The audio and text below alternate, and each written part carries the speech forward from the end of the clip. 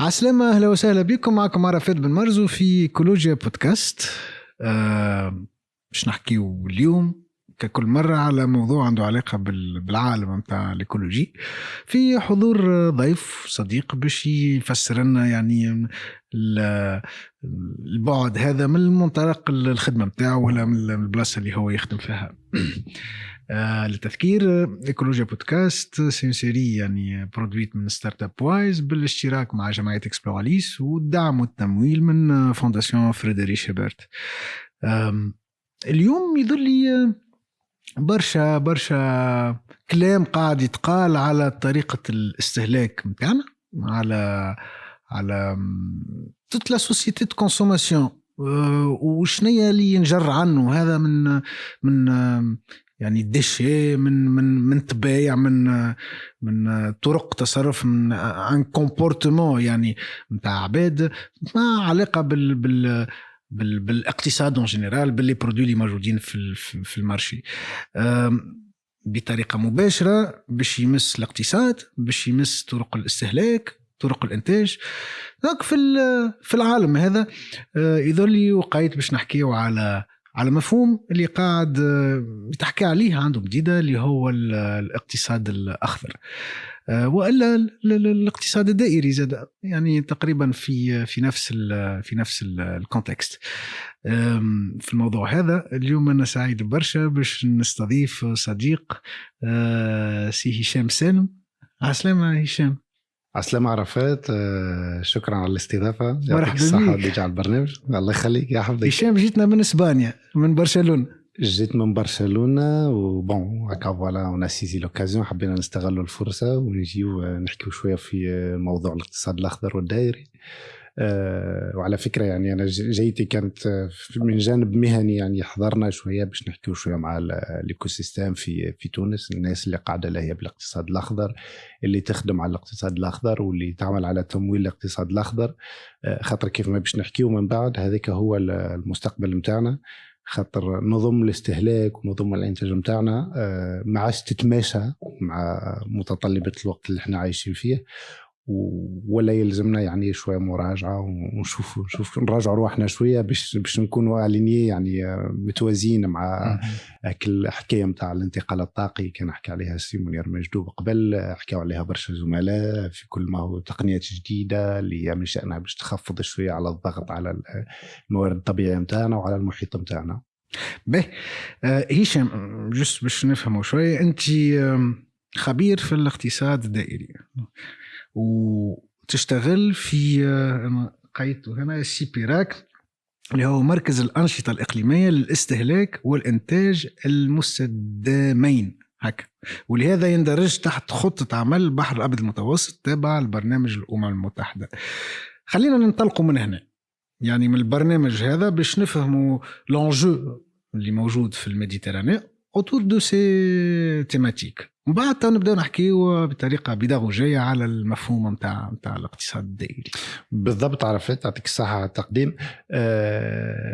أنا جيت من مركز الإنتاج والاستهلاك المستدامين، اللي هو مركز متواجد في برشلونة، واللي هو عبارة على مركز من ضمن 6 مراكز اللي تنتمي لخطة البحر الأبيض المتوسط تابع البرنامج الأمم المتحدة للبيئة. والمركز متاعنا هو مختص أكثر في كل ما هي أنشطة استهلاك وإنتاج مستدامين، يخدم برشا على الموضوع هذا.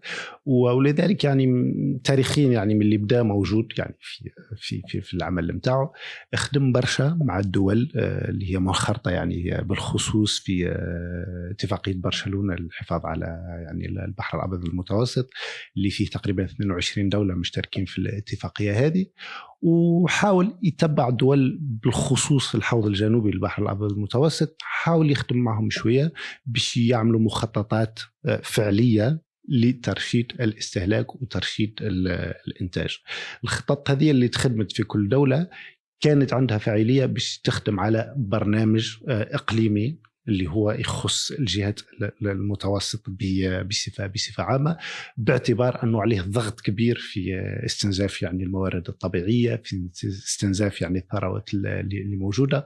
وصلنا في لحظة معينة عملنا ألارم، يعني خرجنا ألارم، ما عادش نجموا نكملوا يعني بطريقة الاستهلاك اللي احنا عايشين فيها.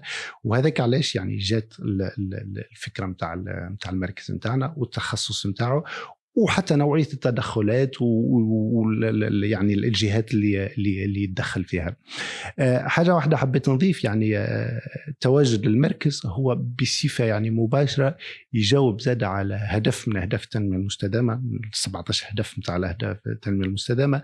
ثم الهدف رقم 12 اللي هو يهتم بالإنتاج والاستهلاك المستدامين. هذوما لي زو دي دي، لي زوبجيكتيف دي ديفلوبمون ديرابل، يعني اللي جابتهم الأمم المتحدة يعني باش تحسين من جودة الحياة. يعني كان تاريخيا يعني صار العمل هذا، ولكن اليوم بخفوا نبدو نفرق شوية ونخدم في الأوبجيكتيف هذا، نخدم في الأوبجيكتيف الآخر.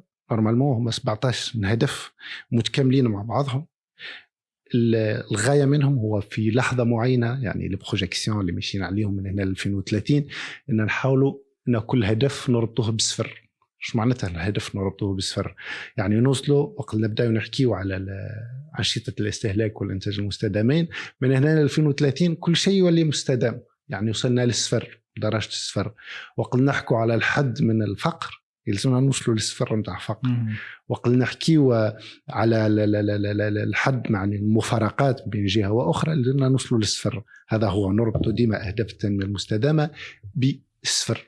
لازمنا في لحظة معينة نوصلوا نحقق كل شيء، ولكن طبيعة الحال باش نوصلوا للشيء هذا حطينا يعني برشا مؤشرات، حطينا برشا يعني خطط متاع عمل باش تمكننا باش نقيسوهم، نشوفوا البرفورمانس متاعنا في وصلنا كيفاش نقدموا. مانيش باش نفسروا برشا اليوم يعني أهداف التنمية المستدامة، ولكن مهم برشا نربطوهم بالمواضيع اللي نحكيو فيهم الكل. مهم جدا يعني نربطوهم بالخصوص بطبيعة ثقافية اللي هي طبيعة الاستهلاك وطبيعة يعني الإنتاج، حاجة كولتوريل فينا بطبيعتنا. يعني احنا طورنا طريقة الإنتاج متاعنا، طورنا طريقة الاستهلاك متاعنا، وفي لحظة معينة ولينا كيف نحكوا على الاستهلاك المفرط ولا الاستهلاك المادي تقولش علينا نحكيوا على التطور، نحكوا على التقدم، ولا يمشي مع بعض وقول انديس دو مودرنيتي هكا بالضبط. يعني على قد ما انت تستهلك ماديا على قد ما تقول راني متقدم ومتطور وعندي بيرفورمانس يعني نتاع ايفولوسيون. اما نذكر في تونس ما كناش هكا، نحن ما هيش حاجه ناتوريل في طبيعتنا.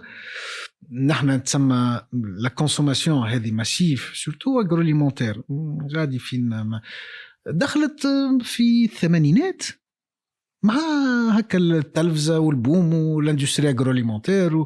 ونذكر سي فري قبل كنا نربطوها اون سيرتين مودرنيتي، كيشوفوا الببليسيتي والاشهار البرة متلفزه شوفوا برشا انواع ومزيانين بالضبط. وبعد كي كبرنا قلنا فهمنا راهو هذاك ما هو كان كومبورتمونتاليزم في وسط حاجه. سي فري البرودوي في حد ذاته ينجم يكون مشره، اما با فير ترو زاد. هذاك علاش انا رجعت وقلت لك ولت الاحكام تاع الاستهلاك ولت انديكاتور نتاع الديفلوبمون. عرفت وقلت تقول راني نستهلك برشا، نستهلك حاجات ماديه برشا، تقولش عليك راك متقدم. انت حكيت لي قلت لي تونس في الثمانينات ما كناش هكا، ما كناش هكا نورمال، خاطر طبيعتنا احنا الثقافيه يعني نعيشوا بالموجود، نحاولوا نعملوا ترشيد للاستهلاك نتاعنا في ثقافتنا كنا هكاكا. ولكن في لحظه معينه دخلنا في الديناميك نتاع راك باش تكون متقدم، باش تكون في الصف الاول نتاع الدول، لازم تكون عندك كاباسيتي، عندك طاقة باش تستهلك وباش تستهلك ماديا. يعني خطر كيف نربط الاستهلاك بالمادة تولي حاجة أخرى. الاستهلاك الرشيد نورمالمون استهلاك اللي مربوط بالحاجة، وكا هو توا الاستهلاك ولا مربوط بالمادة. على قد ما تصرف وقت ما تشري حتى كي يبدا مش محتاج هالحاجه. هذاك راك في درجه معينه يعني نفسيه ولات نفسيه، حتى تبدا ستريسيت تمشي تعمل شوبينغ توتافي سيكولوجيك. يعني حاجه يعني اللي تفرهدك كيف ما نقولوا احنا، تفرهدك وتحطك في بوزيشن اللي انت بلوز فولي، اللي عندك تفتح، اللي عندك كاباسيتي، عندك طاقه، عندك بوفوار زاد، بوفوار داشا. ديكو ولات ان كولتور واذا كان دخلنا في كولتور راه صعيب برشا باش نرجعوا لتالي. هذاك علاش انا باش نرجع نحكي توا على لي فوندمون دو باز وكيفاش صار التفكير في نظم الانتاج والاستهلاك المستدامين، خاطر ماهوش ماكينه مش باش تقول نو اليوم باش نوقف، لا انت باش تغير ثقافه كامله اللي هي ثقافه الاستهلاك وثقافه الانتاج. هو صار كونستا واضح يظهر لي عند برشا عباد، حتى نحن نحكيو على الامم المتحده يعني واضحه ولي زود دين، طريقه الاستهلاك نتاعنا ماهيش مستدامه، طريقه الانتاج نتاعنا ماهيش مستدامه. برشا تقارير دوليه توا مانيش باش نذكر يعني خاطر الوقت ماهوش باش يسمح بنا نذكر هذا، ولكن حسب يعني اشهر التقارير واحدث التقارير تقريبا طريقه الاستهلاك والانتاج نتاعنا هي السبب بنسبه 90% في تدهور الوضع الايكولوجي نتاعنا، ويعني في اندثار يعني الانواع الحيه، وفي خلق حاجه اخرى اللي ما نتكلموش عليها، خلق اللامساواه.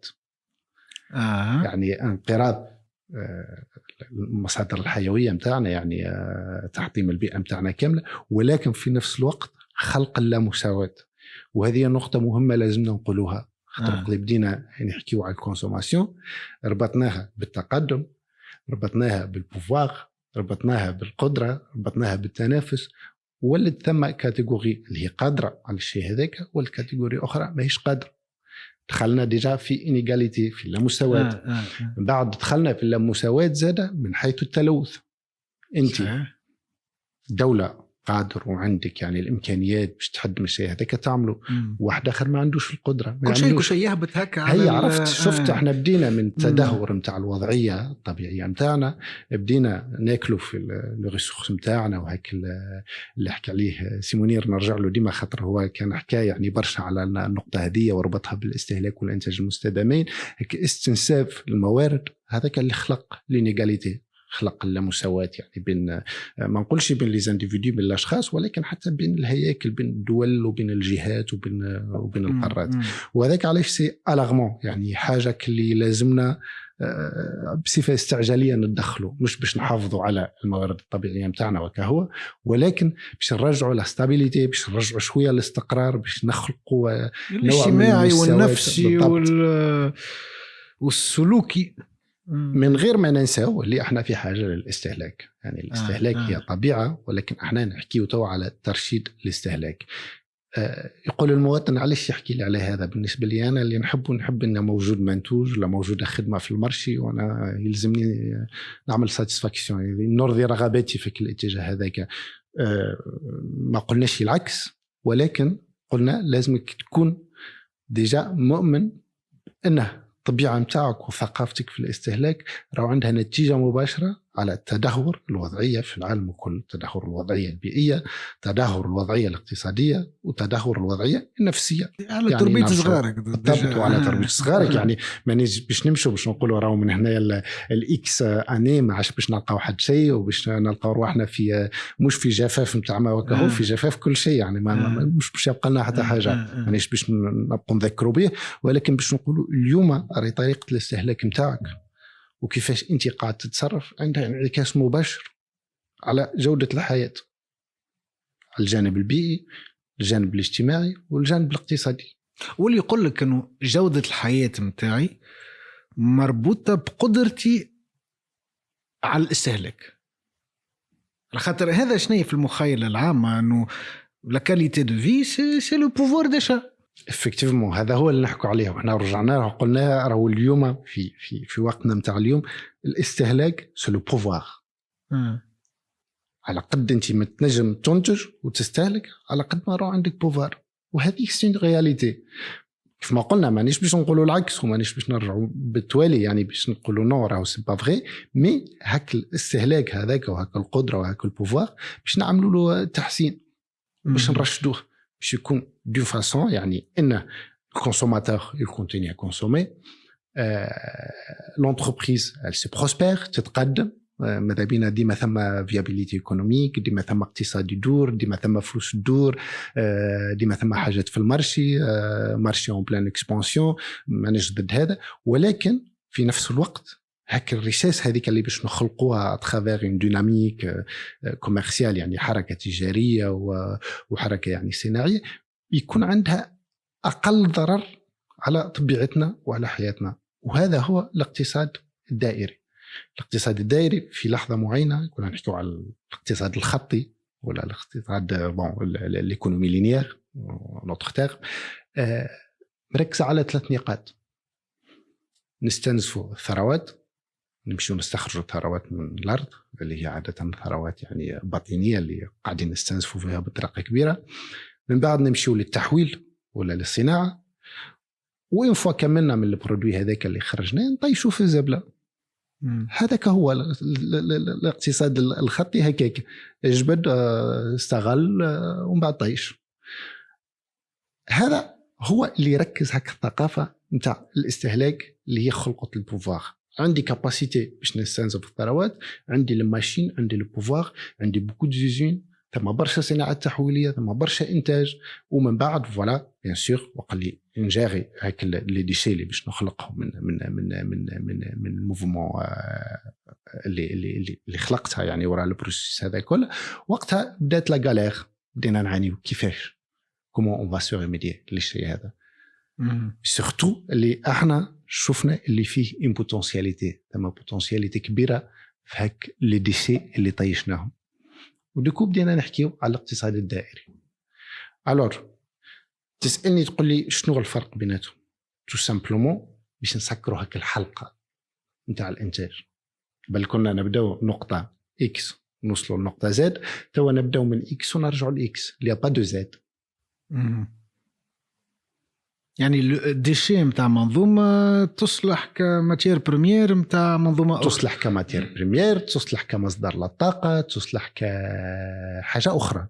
لازمنا نصلوا حاجه اخرى. هذا هو المستقبل يعني. ما الاكسيون تصير على اخر نقطه اللي هو الديشي، ولا على يعني النقاط الاخرين اللي في السياسه؟ توا باش نرجع باش نمشيو نحكيو على الشركه المستدامه ولا المقاوله المستدامه، توا نحكيو كيفاش ينجلي الشيء هذا كله. ولكن كيف ناخذوا الاقتصاد الدائري في حد ذاته هو هذيك يعني التعريف.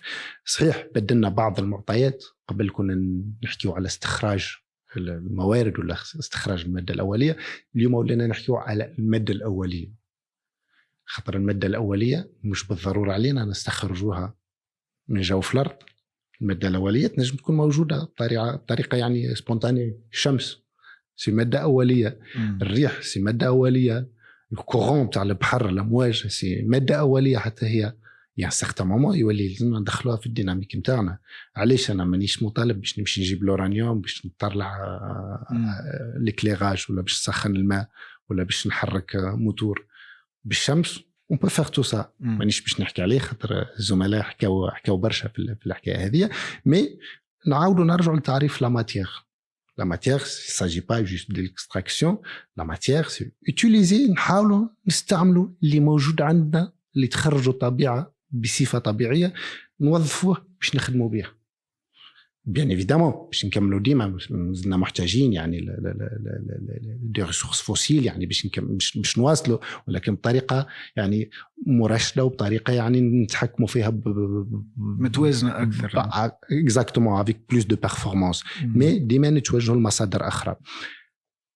الماده الاوليه زاده نجم تكون جات من الفان دو سيكل دي في، وقت اللي كملنا السيكل دي في نتاع البرودوي هكا الديشي هذوكم. توا نحكيو برشا على التريسي لاكتيف، نحطوا البلار وحده والكربون وحده والبلاستيك وحده. سو دو لا ماتيير، جانجيكت دو لا ماتيير ا بارتير من لو ديشي.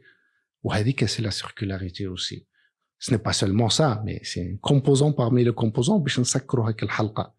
الانتليجنس لا وقت اللي انا نبدا نفكر ديجا في الكونسيبسيون تاع البرودوي نتاعي من البدايه، الانتليجنس اني ناخذ بعين الاعتبار النقاط هذوما الكل. علاش جو في ديفلوبي ان برودوي؟ علاش انا نصنع لو برودوي في حد ذاته؟ اسكو ليا ان التيرناتيف انرجيتيك في الطبيعه دو فاسون سبونتاني نمشي نلوج عليها نجيبها؟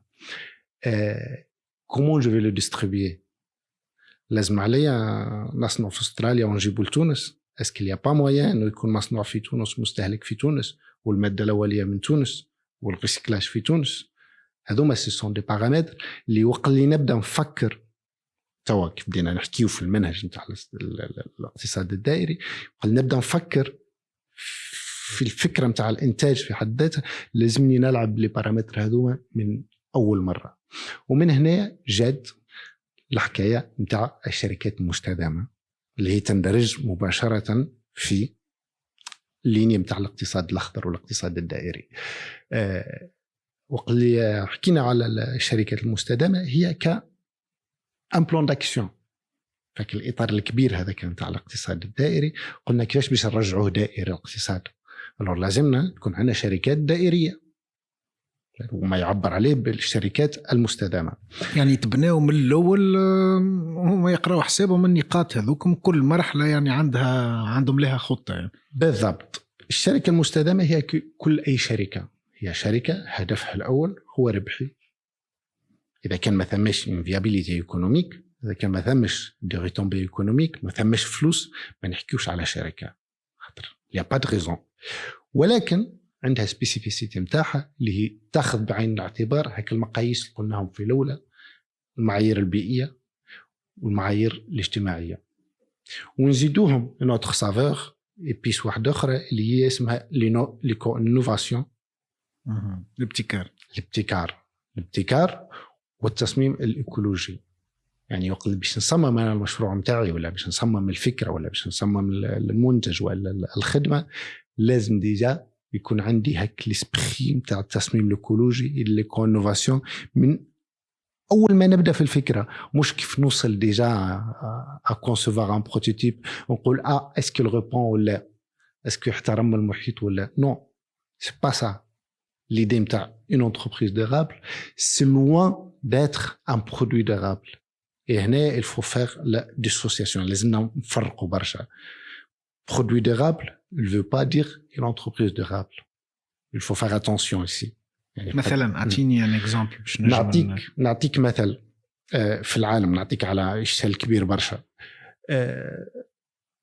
صارت صناعه هاتف ذكي سمارت فون، سموه فايرفون بالانجليزيه، سي هاتف صديق للبيئه، سي ايتيك. التليفون هذا تبع تقريبا يعني المراحل نتاع التصميم الايكولوجي كامله. ايش معناتها؟ تليفون ما يطيش وبود دو 3 ans، خاطر تو سامبلومون انت كعرفات تشري التليفون هذاك، تكسرت الكاميرات، تجبد الكاميرات تو سامبلومون تنحيها، ترجع تحط كاميرا واحده اخرى، فات الباتري، تحل كاش، تحط باتري جديده، تشرخت الاكران. موديلار مي موديلار بوغ ان يوتيليزاتور ديزون نون افيرتي، حتى اللي ما يعرفش حتى سي سهل. يعني التليفون ينجم يعيش به قد ما يحب من سنين. هذه سي لا فيزيون اللي يشوفها الكونسوماتور. Mais derrière tout ça, le produit, c'est un produit صديق للبيئة, disons, c'est un produit éthique, c'est le Fairphone. Mais ce qui était derrière ce produit, c'était toute une entreprise qui a travaillé خدمة برشا على les aspects éthiques نتاع تطوير شركة. نقول لك, on sait très bien qu'il y a un smartphone فيه une multitude نتاع de matières premières nobles, حاجات يعني موارد طبيعيه نوبل برشا وما نلقاهوش بارتو في العالم, والكونتيتي اللي موجودين صغار على الاخر. يدوكو بحكم الكونتيتي نتاعهم صغيره وموجودين في بلايص محدده, il y avait beaucoup de conflits, ما برشا صراعات autour de les mines. On sait très bien il y a de mafia يعني نتاع الماتير بريمير, il y avait de guerre même, il y avait des conditions déployables يعني نتاع خدمه.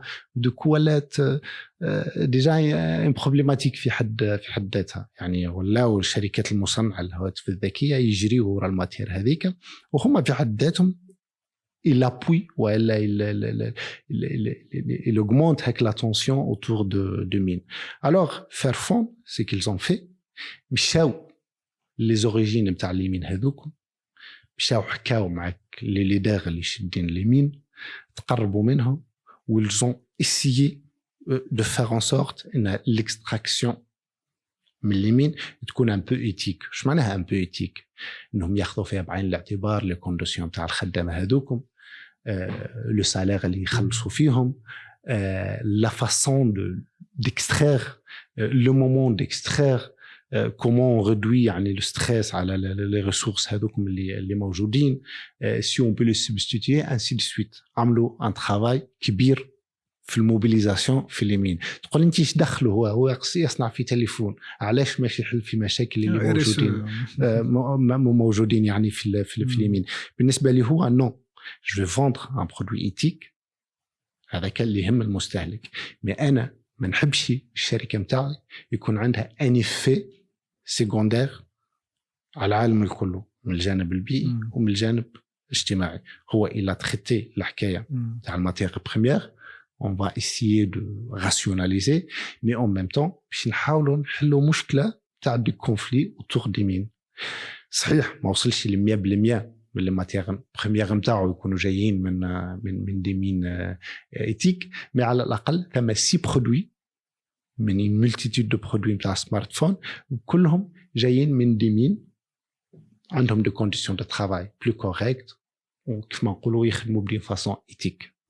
هذا من جانب من الجوانب اللي خدم عليها.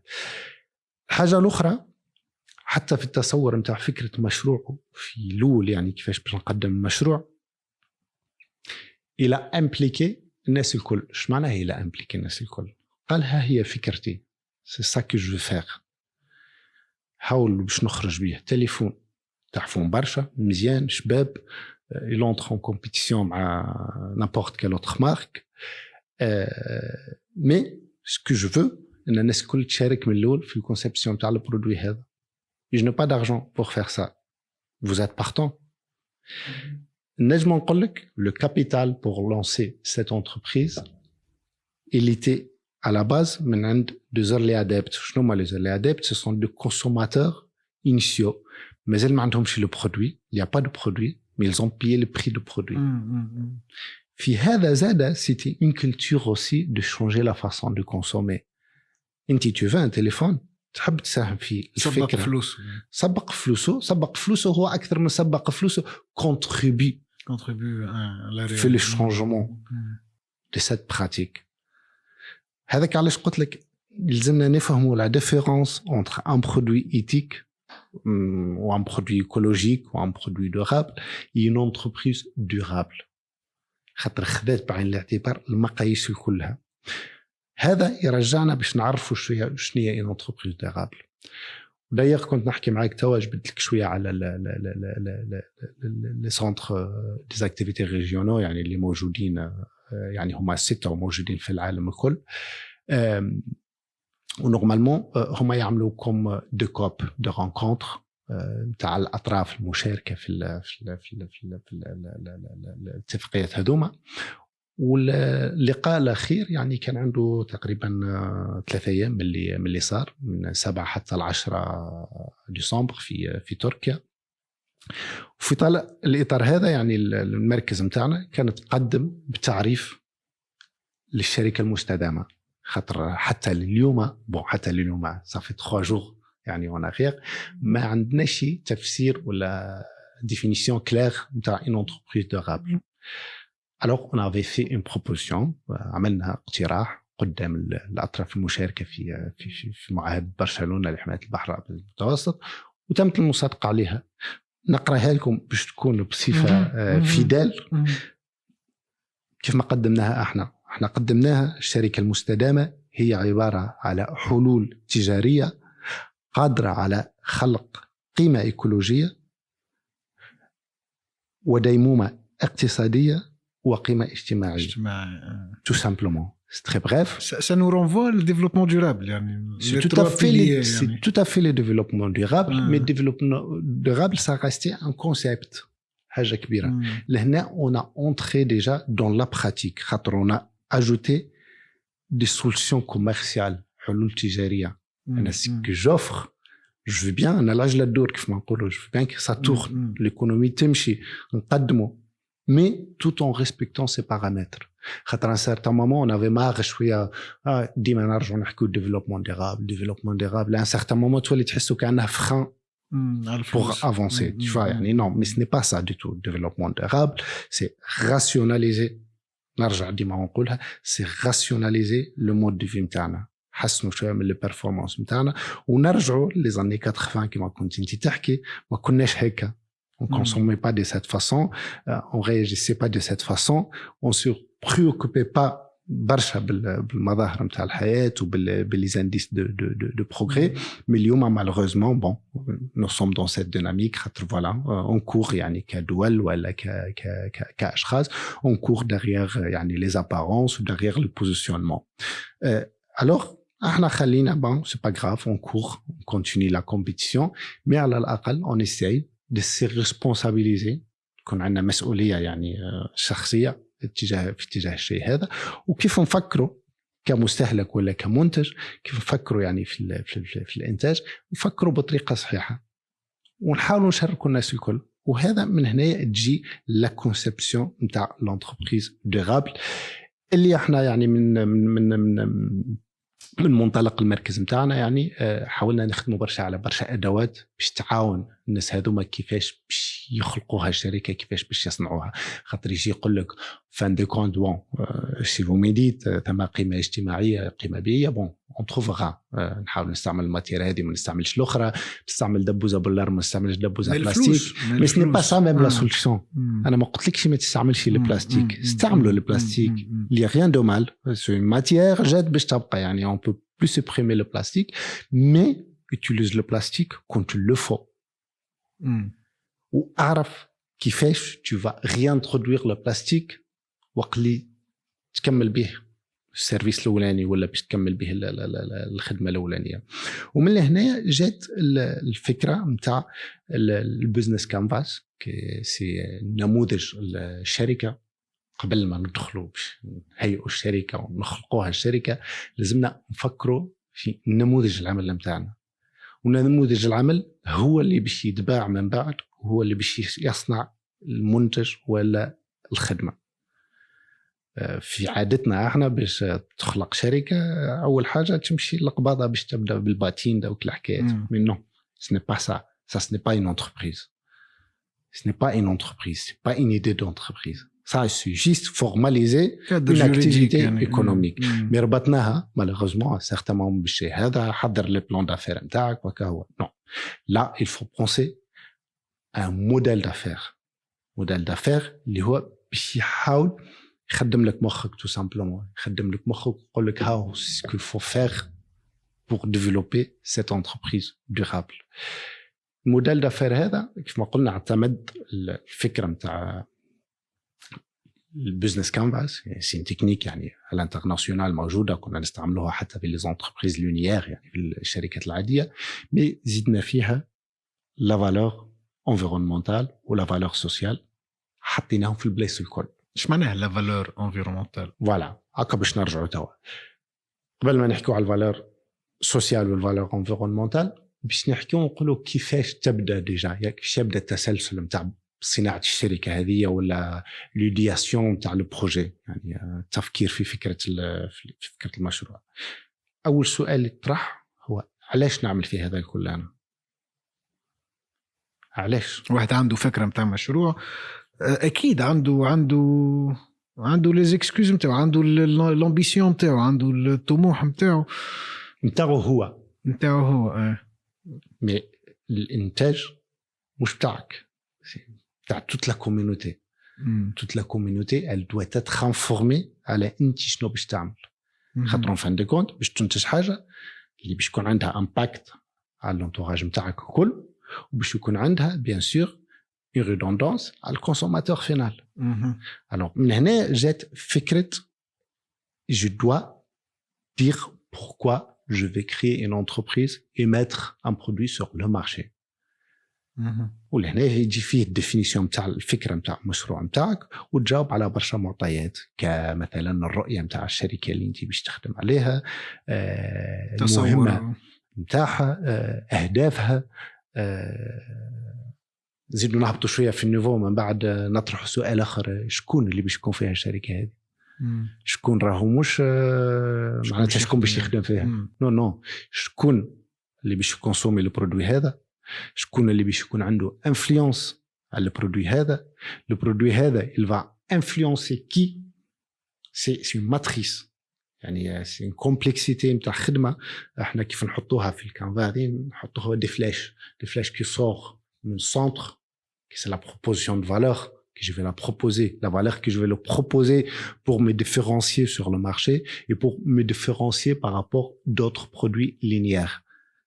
Ce que je vais proposer, c'est حاجة في الجودة متاعها ضاهي ولا تفوق اللي موجود ولكن عندها قيمة مضافة واحدة أخرى. Et c'est ça la proposition de valeur.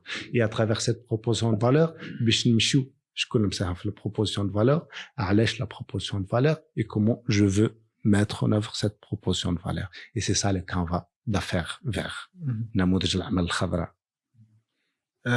هشام سؤال استفزازي شوي. يعني واحد شاب تونسي يحب يعمل مشروع. ديجا هو الموديل كلاسيك نتاع الانتربرونيا يجعله ينجم روحه في وسطه. يعني إذا توجه الدائري ولا متاع الانتربرونيا سوليدير ولا ما تكونش كادري فافوريزي اي بوستي بار ليتا، هو ايش باش يعمل غادي فلوس؟ يعني باش يكون وحده تنجم تخطف جماعة عندهم ثقافة معينة ولا عندهم وعي معين ويحبوا يدزوا، ما في الاخر حتى تصور يكون ايكولوجي ولا لي فالور يكونوا ما سور تيران اذا الواقع ما يسمحش. يعني كيفاش باش ترامي بيد واحدة ولا؟ شكرا عرفت، مهم برشا السؤال اللي طرحته ويرجعنا شوية باش نحكيو على الاقتصاد الدائري من جديد. خاطر احنا بدينا شويه في التدرج، حكينا على الاقتصاد الخطي، حكينا على الاقتصاد الدائري وكابروش يعني لونتربريز دوغابل يعني بور ريبوندر ا تو سا حكينا عليها. مي اللي ما حكيناش عليه هو المكونات تاع الاقتصاد الدائري ولا الاقتصاد الاخضر. الاقتصاد الاخضر ماهوش الشركه كيف ما كنا نحكيو سلمان، منظومه، سي منظومه كامله. كنت حكيت لك على نقطة مهمة في الأول، قلت لك احنا on répond directement نجاوبوا مباشرة على الهدف 12 من أهداف التنمية المستدامة، ولكن الأهداف كلهم عندهم نفس القيمة ومتكاملين من بعضهم. الاقتصاد الدائري c'est la même chose، نفس الشيء. بعض الشركات الخضراء ولا الشركات المستدامة هو نقطة من تقريبا 10 نقاط اللي تكون منظومة الاقتصاد الدائري. شنو فيها السيركل هذه ولا المنظومة هذه؟ فيها لا سنسيبيليزاسيون، فيها التوعية واللي كنا نحكيو فيها. يعني التوعية لازمك تقول علاش بوركوا اون في تو سا. لازمني نقول اللي طريقة الاستهلاك متاعي الحالية قاعدة متسبب في 90% من الكوارث اللي موجودة كل في العالم واللي قاعد نفرض فيها على طبيعتنا. لازمنا نقولوا اللي تقريبا 80% من المنتجات اللي نستهلكوا فيها ماهيش مفروضة علينا. وش معناتها ماهيش مفروضة علينا؟ on consomme pour la consommation, on consomme pas pour satisfaire un besoin. Et du coup ça mérite de la sensibilisation. Sensibilisation وقت اللي نقول راهو البلاستيك il a un effet néfaste على البلانيت متاعنا، c'est une réalité. اي ما ديما سي اون ريفليكسيون يعني ميليتانت هذه. ما اسكو الدوله اسكو ثم دي ميكانيزم. باش نرجعوا توا للنقاط الاخرين. حطيت لك قلت لك ثم النقطه نتاع لا كرياسيون دي زونتربريز دوغابل بعد الشركات الخضراء، النقطه نتاع التحسيس. نجيو توا للدوله، سي تو لي ميكانيزم دي ديسيدور بوليتيك اللي باش يكونوا موجودين غاديكا pour favoriser le développement d'un cadre باش يحاولوا يطوروا إطار عمل اللي ياخذ بعين الاعتبار هالشركات الخضراء هذوما. Les décideurs politiques, qu'est-ce qu'ils vont faire réellement? Premièrement, ils devront mettre en place des incitations للناس اللي تحب تمشي في التوجه هذا. devront ça sous-entend إنه ما ثماش des mécanismes. مش ما نقولش ما ثماش، يلزمهم يعملوه، خاطر حتى كانوا موجود لازم يكون toujours actualisé. حتى سيرتان مومون بدينا في تونس في لي زونتربريز سوسيال سوليدير. Oui, نحب نقولوا موجودة les entreprises sociales et solidaires. Dernièrement, il était voté déjà la loi يعني نتاع l'économie sociale et solidaire. حكينا برشا على la loi d'interdiction des sacs en plastique في les supermarchés. Ici quelque chose de validé déjà ou quelque chose اللي هي معمول بها. Mais fini la pratique. هذاك علاش نقول لك راهم ce sont deux points اللي مربوطين بعضهم ونقول لك لازمهم يعملوا خاطر il n'est jamais suffisant. اللي تحط سي نوبوش انت جيت قلت راهو هذوما ce sont deux points qui provoquent directement la crise. les sacs en plastique عندي beaucoup d'activités économiques اللي هما ما همش formalisées منها جاء l'économie sociale et solidaire خاطر c'est une réalité. l'économie متاعنا نص ولا اكثر من نص في l'informel. Et alors pour donner une réponse, l'économie sociale et solidaire, ça répond parfaitement à la formalisation du secteur économique et la reconnaissance surtout des activités économiques qui ont une responsabilité reprochable في l'impact social ou l'impact environnemental متاعهم. Et déjà c'est un agissement très intelligent. حاجة مهمة برشا صارت وحاجة مهمة برشا اللي تم الموافقة عليها. Mais يبقى التفعيل كيفاش يصير بأنها il faut toujours insister sur le nouveau mécanisme. ديما يلزمك تكون عندك un mécanisme qui s'ajuste avec l'actualité. خاطر la loi اللي تحطت اليوم ne pas valide pour tout le temps. غدوة يجوا des contraintes أخرين لازمك تبدلها. ولهنا c'est l'intelligence تاع les décideurs politiques. وهذاك علاش أنا نقول يلزموا ديما يعمل. Il y en a des incitations, il y en a des cadres réglementaires, mais ما همش performants, ما همش actualisés. Il répond pas من حاجيات المراحل اللي نمروا بها.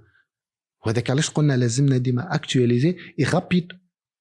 وهذاك علاش كنا نحطوا الفولي نتاع لي ديسيدور بوليتيك في الحلقه هذه نتاع الاقتصاد الدائري نحطوها فولي كامله خاطر سي ان ميكانيزم كي doit être renforcé en parallèle مع la création de l'entreprise durable, en parallèle avec l'aspect de sensibilisation et en parallèle avec les autres points.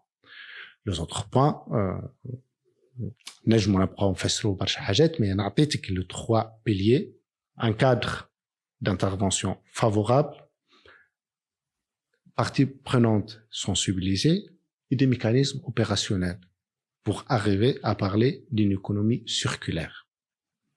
Est-ce que l'absence de l'économie classique elle peut favoriser l'émergence de tout autre type d'économie? Non, هو راهو قال بدينا نحكيو على l'économie circulaire. On n'a pas dit que l'économie circulaire elle va substituer ou là elle va travailler en parallèle avec l'économie linéaire. On a dit qu'on ne devrait plus parler mais ils نتكلموا على الاقتصاد الخطي. Il faut plus parler de l'économie linéaire. Toute économie elle devrait absolument être circulaire. Mais ça met tout le monde devant des responsabilités. Mais c'est ça, c'est-à-dire l'économie circulaire, c'est la responsabilité de tout. مش باش نجي نقولوا هذه شركة لينيير وهذه شركة سيركولار. نو ما يلزمش في القاموس ما يلزمش نلقاوها الكلمة نتاع لينيير. ولا نهار اللي يتخطاو العباد اللي تسايب ديشي ويحط لك كعبة بنان في باكو بلاستيك. Exactement. Mais on ne parle plus de l'entreprise linéaire. توا في ثقافتنا على الأقل في ثقافتنا en tant que personne qui travaille dans ce domaine, toute entreprise par défaut elle doit être circulaire. C'est ça. ما عندش الحق تتسيب هكاك توا لي كانات ولا الدبابة اللي ماهوش كونسينييل بالله. علاش انت قلتها يعني ما عندوش الحق n'a pas le droit de faire ça. هذاك من هنا يجي la circularité. خاطر tu dois être responsable dans cet enjeu. قلت لي انت شاب مازال كومبات ديجا هو في السيكتور نتاع l'économie linéaire ما لقاش روحه كيفاش يلقى روحه avec des notions. Non هو il va rien changer. Ce qu'il va le faire, c'est juste profiter من هاك الشيء اللي باش نعطيه له احنا فان دو كونت احنا باش نقولوا له نسهلوا عليه الخدمه ان بروسيسوس يعني ديجا اكزاكتومون باش نسهل عليك الخدمه dans le sens انت tu penses à une idée de projet. Premièrement, il faut pas que tu penses à une idée de projet classique. هذه الحاجه الاولى ما يشجعوكش ونورمالمون حتى كلي ديسيدور بوليتيك il devrait plus financer. دابا عندك الابتكار ديجا هذه عرسه من العرس نتاع c'est ça يعني on va plus financer des entreprises linéaires. Mais bon, malheureusement, la réalité, elle dit qu'on continue toujours à le faire parce que le secteur bancaire, c'est comme ça. On veut bien avoir des garanties, on veut bien avoir des retombées économiques très rapides, ainsi de suite. Et c'est pour ça qu'on continue toujours à financer les plus forts qui sont les entreprises linéaires. Mais l'idée, c'est renforcer aussi l'axe de l'appui, l'économie durable, l'économie circulaire.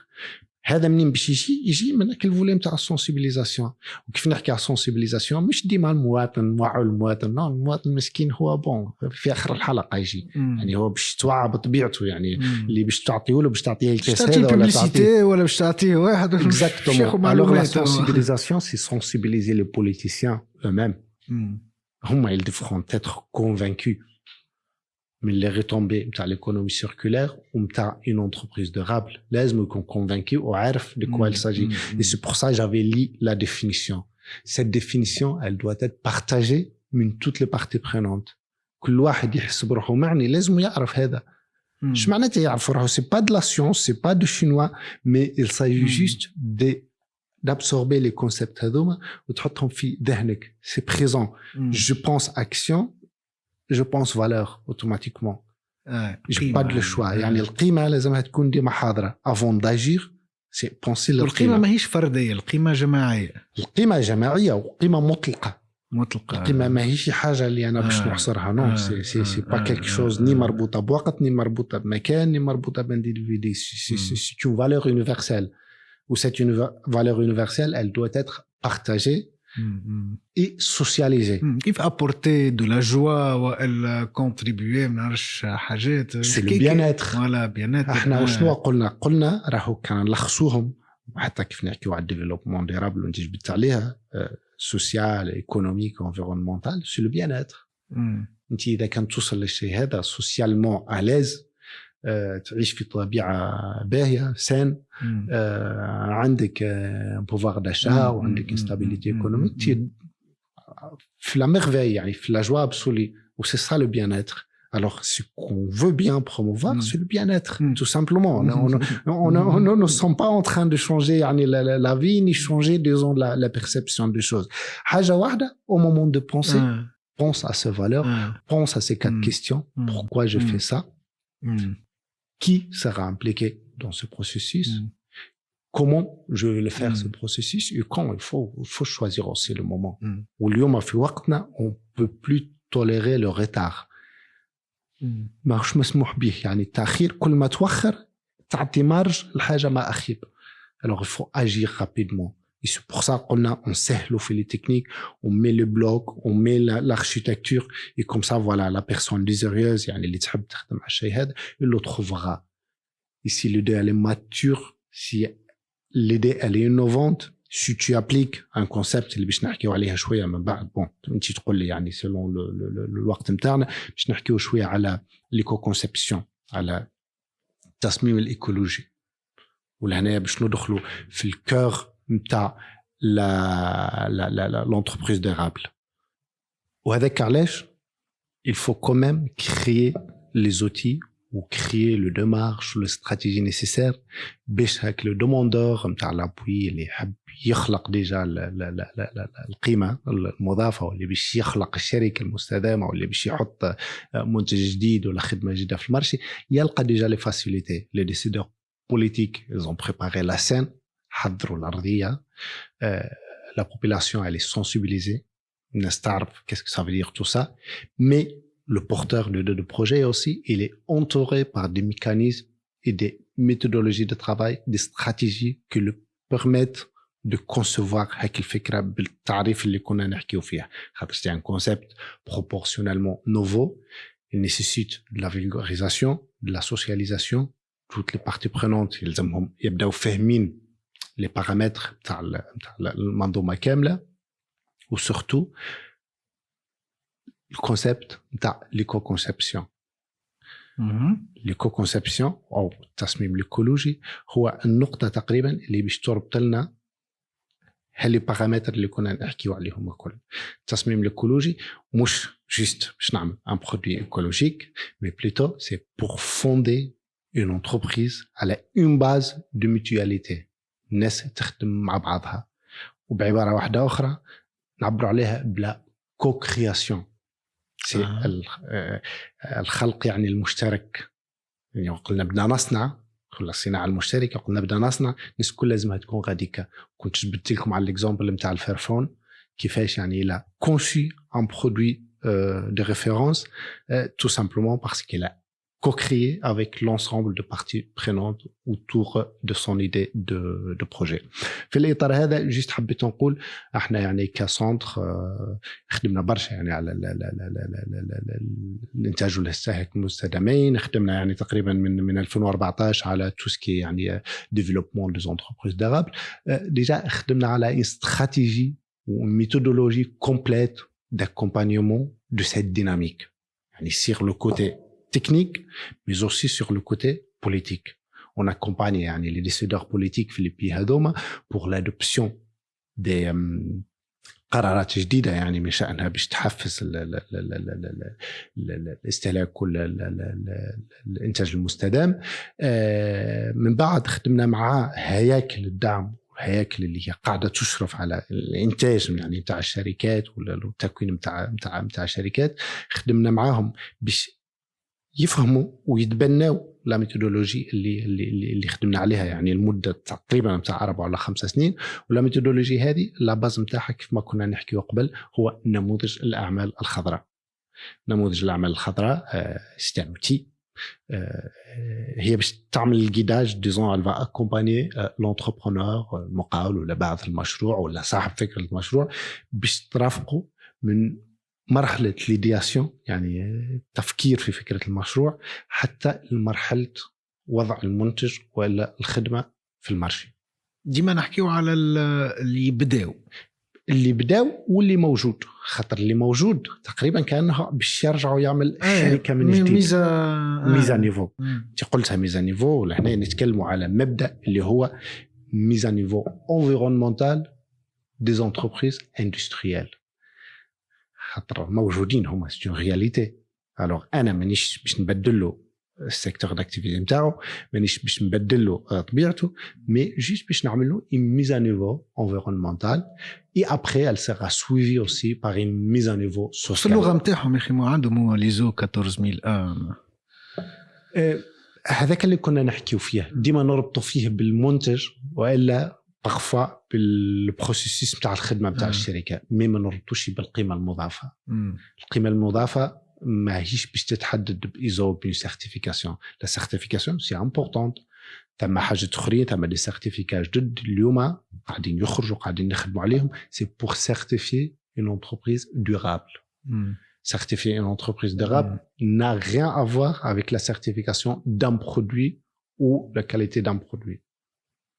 Certifier le processus de durabilité dans l'entreprise, c'est une autre chose.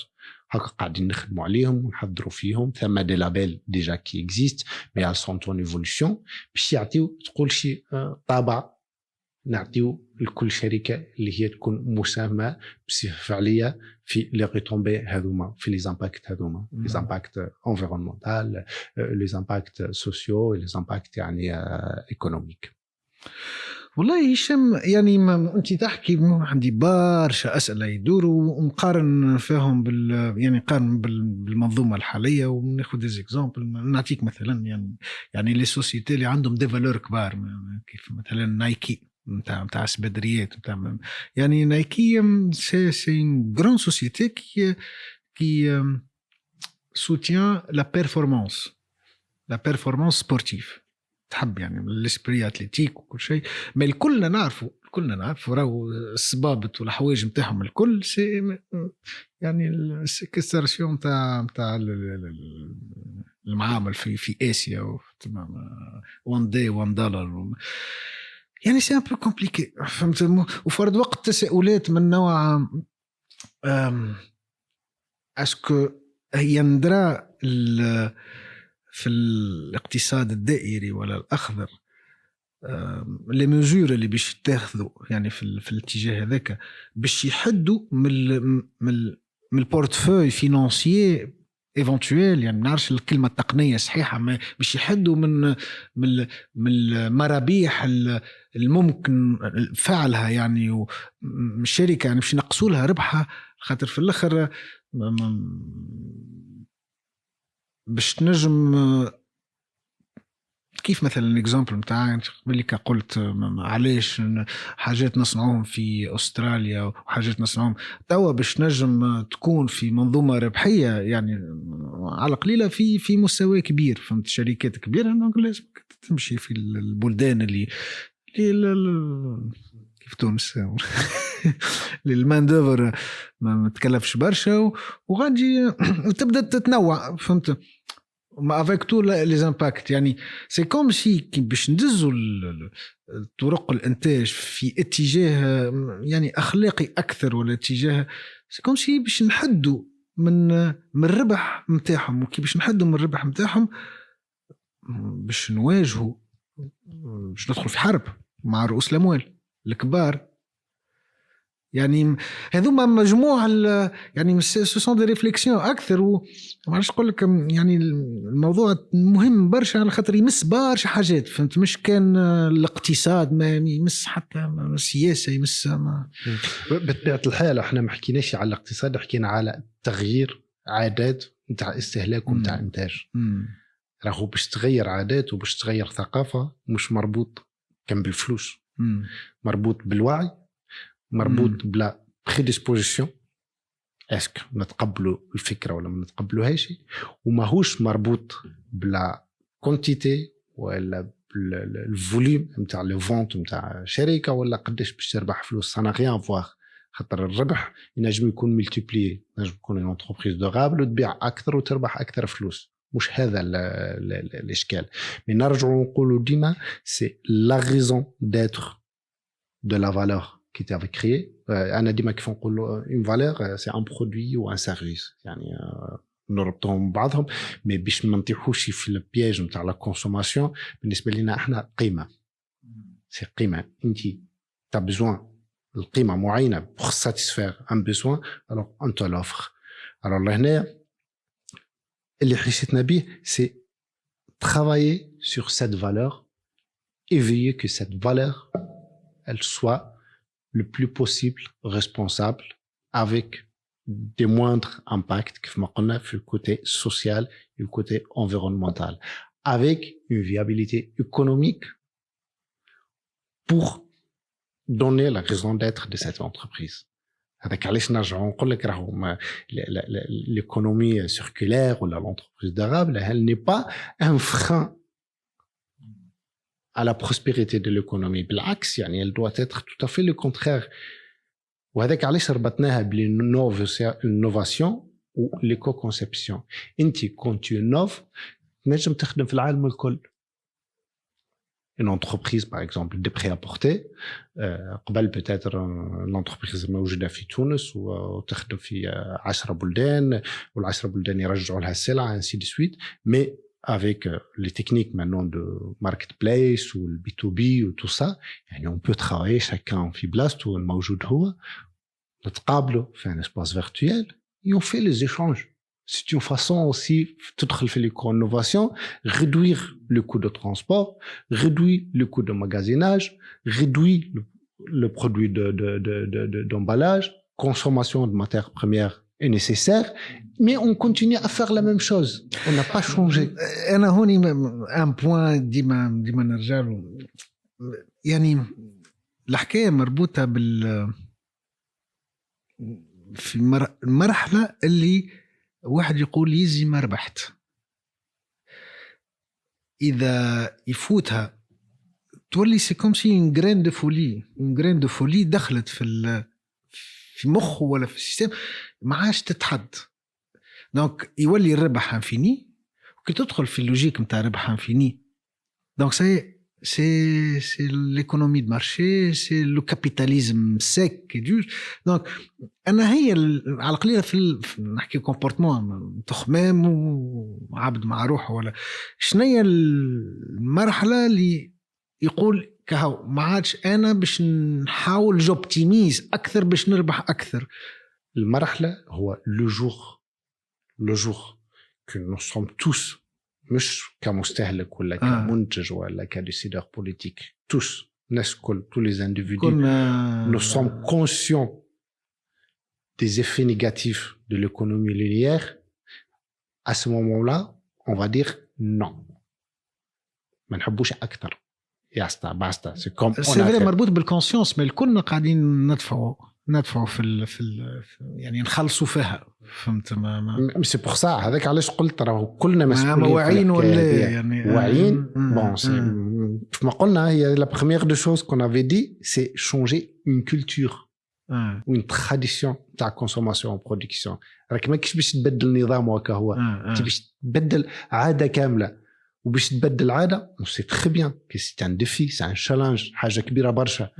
il faut jouer على plusieurs paramètres. créer les assises. اول حاجه لازم تخلق المناخ qui permet de passer à ce changement. تخلق des catalyseurs. شنو هما les catalyseurs؟ هما les expériences pilotes. tu boostes quelques modèles fonctionnels. تقول voilà, la viabilité économique elle est assurée, même peut-être elle dépasse la viabilité économique d'une entreprise linéaire. Ça, on l'a besoin. On a besoin de montrer des expériences pilotes pour convaincre. ويخدموا مع بعضهم يعني كري الريزو. حكيت لك على الماركت بليس. يعني سي ان اسباس نتقابلوا فيه الناس الكل. اش معناتها نتقابلوا فيه الناس الكل؟ entreprise durable وماهيش durable, entreprise qui cherche de l'innovation, entreprise capable de générer de l'innovation. نتقابلوا مع بعضنا, on crée des solutions ensemble et on avance. Et c'est ça l'avenir, يعني c'est ça l'avenir في الخدمة من منطلق. On va pas freiner l'économie, on va pas affaiblir disons les aspects économiques يعني générés par les entreprises, mais tout à fait le contraire. Juste on va trouver des solutions qui facilitent l'acceptation de ce concept, améliorent la sensibilisation et socialiser le concept هذا. socialiser dans le sens إنه يولي حاجة عادية. كيف ما عن certain moment نحكيو على شركة اللي هي كانت شركة لينيير، اليوم نولي نحكيو على شركة mais dans le sens de durabilité. تولي حاجة عادية بصفة واحدة أخرى. mais pour arriver à ce niveau-là, c'est-à-dire ثم البروسيس كامل اللي كنا نحكي فيه. les décideurs politiques ils devront être conscients, ils devraient être en permanence sur une machine d'élaboration de lois et des incitations et de modèles de travail, ainsi de suite. On doit être capable, tous, comme individus, comme structure d'appui, comme mécanisme de financement, on doit être conscient sur l'importance de démontrer des facteurs de réussite. Et là, je parle des expériences pilotes. وإحنا في الكادر هذا نخدموا برشا على les expériences pilotes. On veut bien démontrer comment ça fonctionne et que l'impact environnemental ou l'impact social, ce n'est qu'une valeur ajoutée pour l'entreprise. Ce n'est pas un coût pour l'entreprise. C'est une valeur qui améliore la proportion de valeur globale. Mais ce n'est pas un frein. Peut-être au début, خاطر كيف ما كل حاجة جديدة ندخلوها, elle a besoin d'un coût supplémentaire. Et on l'assume entre nous tous. Parce que s'il faut payer un dinar de plus sur un article, on le fera. Mais ça sera un investissement initial. Et à un certain moment, quand on prend la route, on prend le chemin correctement, bon, ça va se rétablir. Et ce coût sera amorti à la durée de vie de la شركة متاعنا. راهو c'est tout un mécanisme, c'est une matrice كيف ما حكيت لك المرة الأولى, ويلزمنا نعرفوا نلعبوا في وسط الماتريس هذه, on maîtrise cette matrice tout en reliant l'ensemble des éléments qui constituent un cercle de l'économie circulaire. Durabilité. On rappelle, durabilité, c'est la viabilité économique numéro 1. Et même بعد يجي l'impact social et l'impact environnemental. مانيش باش نكونوا obsédés non plus par le concept, mais non, on cherche une viabilité économique, une prospérité économique, des solutions commerciales, et après, on va l'associer, bien évidemment, à leurs impacts ou les impacts qu'ils vont générer sur notre entourage, notre communauté en tant que, bien sûr, valeur sociale et valeur environnementale, en préservant les ressources, valorisant ce qui existe dans la nature, on a ainsi de suite. Et par la suite, voilà, c'est une prospérité dans ce sens. Et les NESC pour créer cette bien-être en relation avec les ODD et la réduction à niveau zéro. On argent le cercle. C'est idéaliste, سي تفكير تقول شي انت هاو ساهل هو في حد ذاته يعني في الورقه ساهل يون بي لي شيماتيزي تري بيان اي ريالمون سي ساهل خاطر سي جوست اون امبليكاسيون اون انكلوزيون تاع الخدمه هذه كلها او اون موتيفاسيون سي وهذاك علاش نرجع نقول راهو ليكسبيريونس بيلوت سي توجور ان تري بون اكزامبل انت كان ما تشوفش ما تقتنعش on a besoin des choses tangibles pour pouvoir avancer. باي هشام يعطيك الصحة. يعطيك انت الصحة عرفت ميرسي بوكو.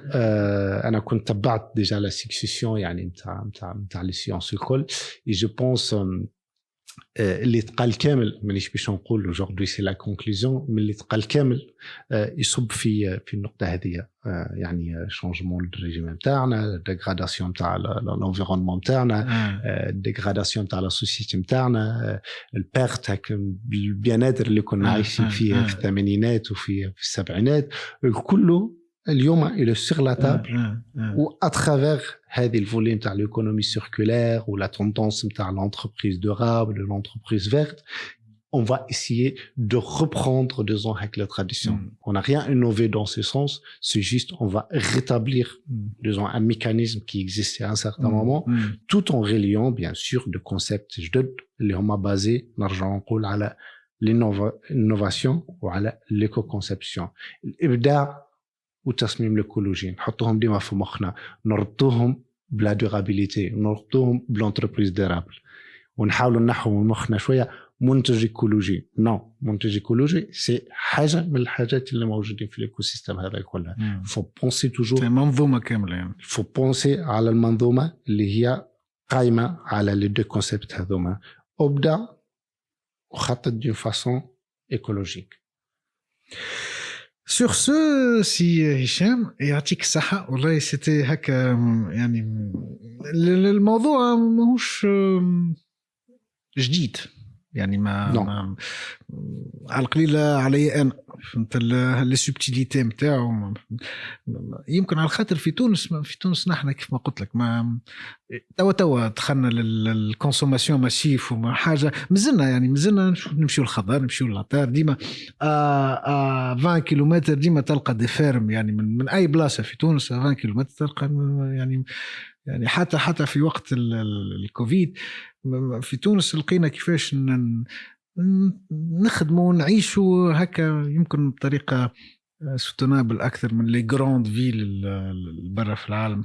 داير يعطيك الصحه على المثال يعني خديت انت المثال نتاع الكوفيد سا اوسي سي اون فاسون بور اكسبليكي لا ديورابيليتي يعني في ان كونتكست دي كريز كيفاش نجمت كومون تو بو arriver déjà تنجم توصل باش تحقق une certaine autonomie et un bien-être.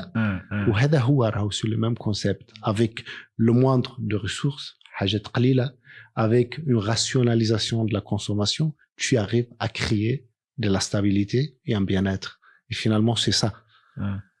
Mais ça doit être quelque chose inclus en nous حاجة فينا يعني ça doit être une pratique et pas une circonstance ما نربطوهاش بظرفية معينة يعني ça doit être la pratique نتاع chaque jour حياتنا هيك. يعطيك الصحة هشام.